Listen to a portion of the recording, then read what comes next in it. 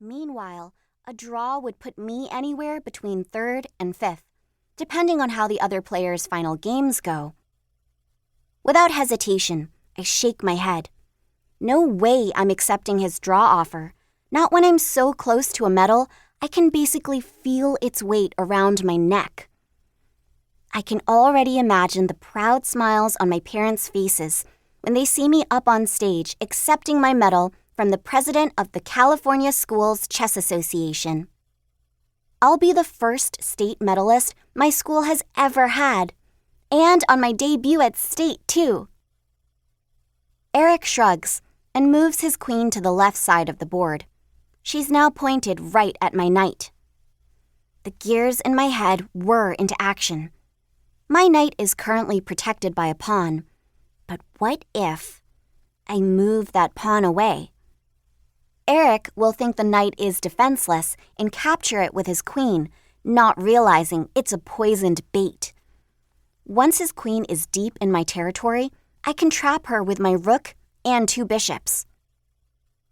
The moment I move my pawn, the crowd bursts into whispers. Someone even gasps. I squash down the urge to giggle. It's just a chess move, but they make it seem really dramatic, like they're watching a bullfight. How will they react once I play my surprise winning move? I sit up straighter and flex my fingers. The moment Eric captures my knight, I'm ready to swing my light-squared bishop out and set the queen trap. But Eric's hand drifts past his queen and reaches for his rook instead. Grasping the rook firmly between his fingers, he moves it 2 squares to the right and attacks my king. My eyes widen as the crowd falls silent. This isn't how it's supposed to go. What's Eric trying to...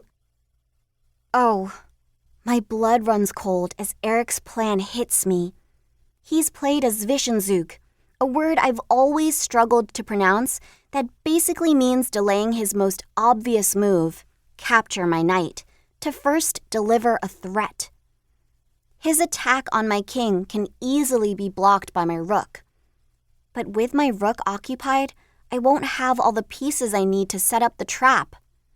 He'll be able to capture my knight on his next turn without losing anything. My stomach sinks all the way to my converse, and there's a loud pounding in my head.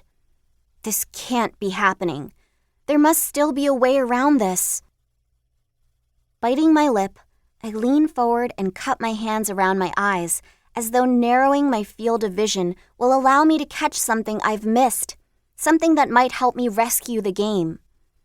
Beads of sweat roll down my temples, despite the air conditioning being on full blast, making my bangs stick to my forehead, even as goosebumps sprout all over my skin. Why did I play that knight sacrifice? If I had gone with a safer move, I wouldn't be stuck in the position I am now, about to lose. After what feels like an eternity, I finally force myself to accept the truth. I'm so screwed. I have no choice but to defend my king with my rook.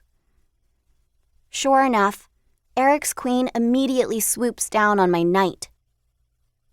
One whole piece down, I play on for a few more moves and try to set another trap for Eric, but he's too good to fall for my desperate tricks. Finally, on move 47, I knock my king over. I swallow hard and say over the lump in my throat, I resign. My parents are waiting for me right outside the playing hall, both wearing hopeful smiles on their faces.